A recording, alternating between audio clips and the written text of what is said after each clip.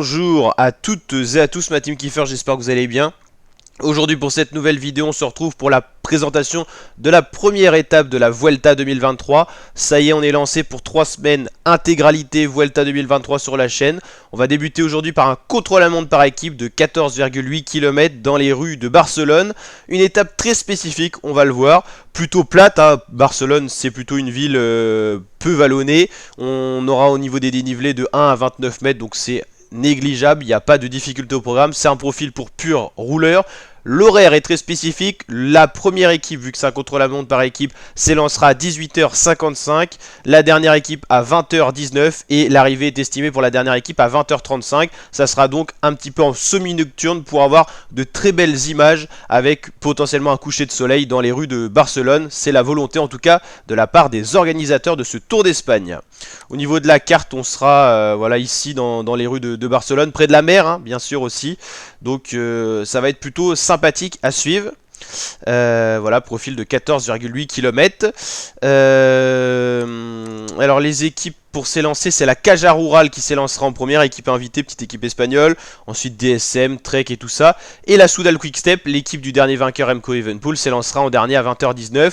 Voilà un petit peu l'ordre des équipes. Donc contre-la-montre par équipe, c'est devenu assez rare. Mais la Vuelta a pour cœur de remettre cette discipline au grand jour. C'est toujours sympa de voir un contre-la-montre par équipe.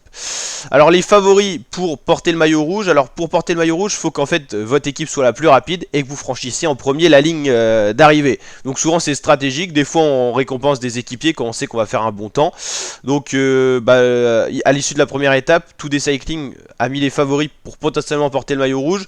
Evenepoel, Filippo Ganna, Almeida, Roglic, Geraint Thomas, Vingegaard, voilà il y en a plein.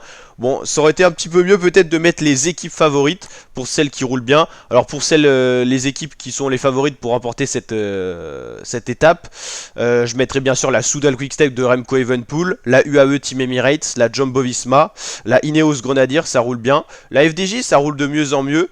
Education First, Easy Post, et à part ça, je vois pas d'équipe capable de faire un gros temps. On a des équipes, on le sait, qui seront reléguées peut-être à 2 minutes 30 déjà des premières équipes. Hein. Par exemple, je pense à la Caja Rural, à la Burgos, qui seront certainement à 2-3 minutes de l'équipe première, donc ça sera déjà compliqué pour des coureurs d'aller chercher un classement général.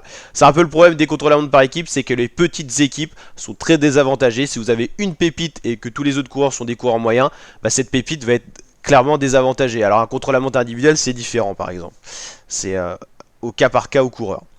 Donc voilà pour cette présentation, j'espère que ça vous a plu la team, on se retrouvera chaque jour pour les présentations d'étapes et en fin de journée, le résumé complet de l'étape. Donc n'hésitez pas à vous abonner, activer la cloche, liker la vidéo si elle vous a plu et je vous dis à très bientôt pour de nouvelles vidéos mes fratés, ciao ciao.